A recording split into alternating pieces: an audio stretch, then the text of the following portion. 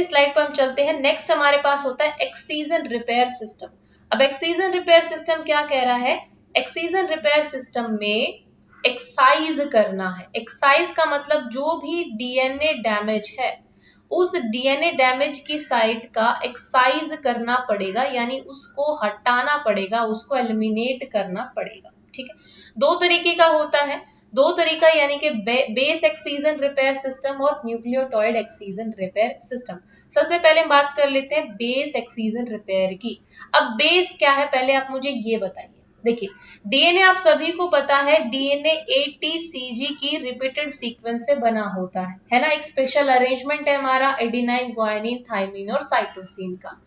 अब जो बेस होता है वो हमारे क्या होता है? Nitrogenous base. मैं यहाँ पर बात कर रही हूँ नाइट्रोजीनस बेस की, है ना। एक जो न्यूक्लियोटाइड है वो कैसे बना है? एक न्यूक्लियोटाइड बना है पेंटोस शुगर। पेंटोस शुगर के साथ यहाँ पर लगा हुआ है नाइट्रोजीनस बेस। ये है हमारा शुगर, पेंटोस शुगर, और यहाँ पर लगा हुआ होता है हमारा फोस्फेट। ठीक है, ट्राइफॉस्फेट। ये हमारा एक न्यूक्लियोटाइड है। अब ये नाइट्रोजीनस बेस हमारा एडेनाइन हो सकता है, थाइमिन हो सकता है, साइटोसिन हो सकता है, I mean adenine, thymine, cytosine और ग्वानिन हो सकता है। राइट, ये हो सकते हैं हमारे पास। तो हमने कहा कि नाइट्रोजीनस बेस के अंदर किसी तरीके का डिफेक्ट आ गया है, इसके अंदर डिफेक्ट आ गया। अगर मान लो बेस के अंदर डिफेक्ट है तो मैं पूरा न्यूक्लियोटाइड को क्यों हटाऊं? ये मेरा पूरा क्या है? ये न्यूक्लियोटाइड। क्या इस पूरे न्यूक्लियोटाइड को हटाने की जरूरत है? बिल्कुल नहीं है। तो हम नाइट्रोजनस बेस को सिंपली हटा सकते हैं अगर बेस को रिपेयर करना है।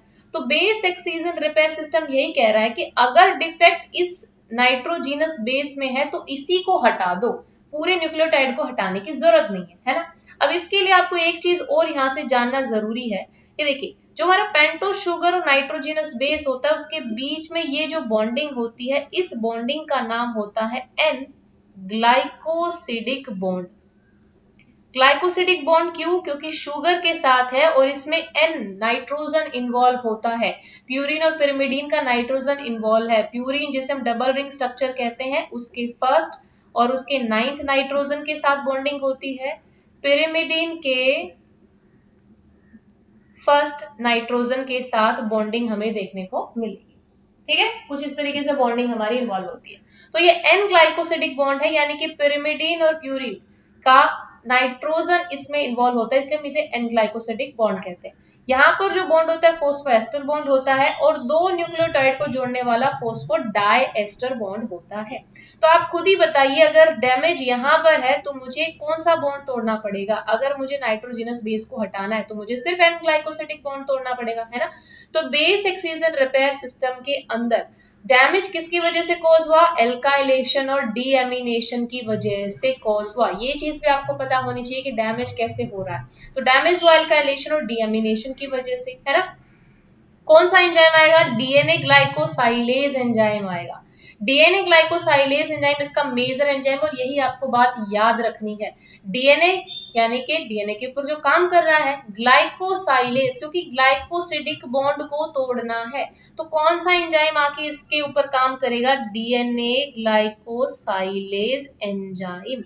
अब डीएनए ग्लाइकोसाइलेज एंजाइम इस पे आके इस एन ग्लाइकोसिडिक बॉन्ड को तोड़ेगा।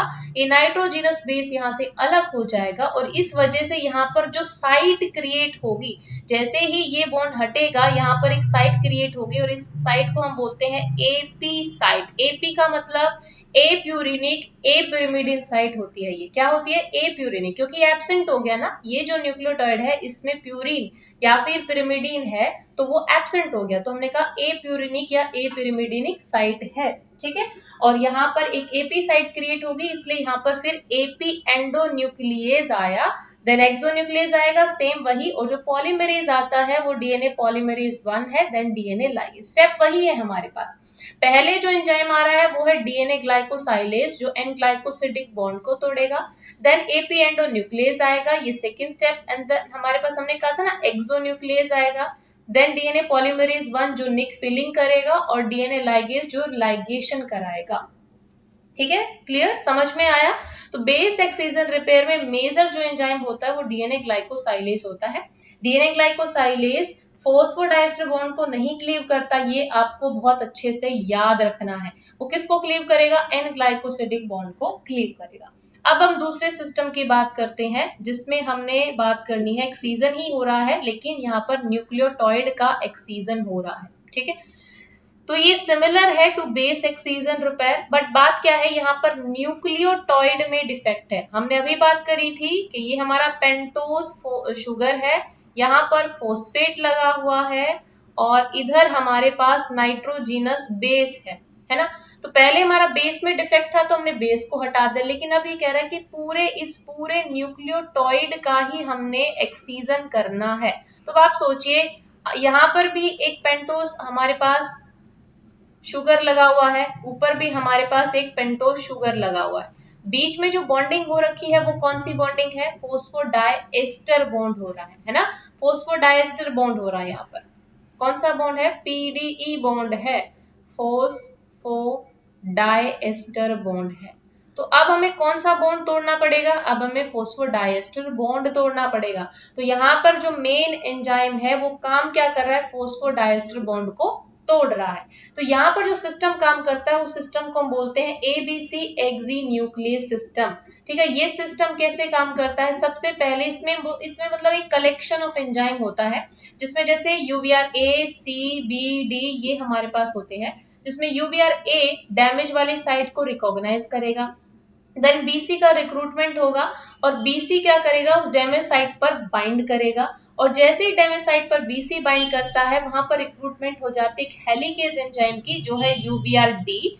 हेलिकेज आपको पता है अनबाइंडिंग कराएगा, क्लीव्स कराएगा, एंड देन वही बात है, हमारे पास गैप बन गया, वहां पर गैप फिलिंग के लिए डीएनए पॉलीमरेज आएगा और डीएनए लाइगेशन हो जाएगा with the help of DNA ligase enzyme.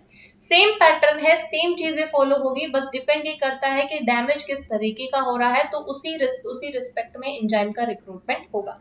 तो अब आप समझ पाओगे कि बेस एक्सीजन और न्यूक्लियोटाइड एक्सीजन में क्या डिफरेंस है।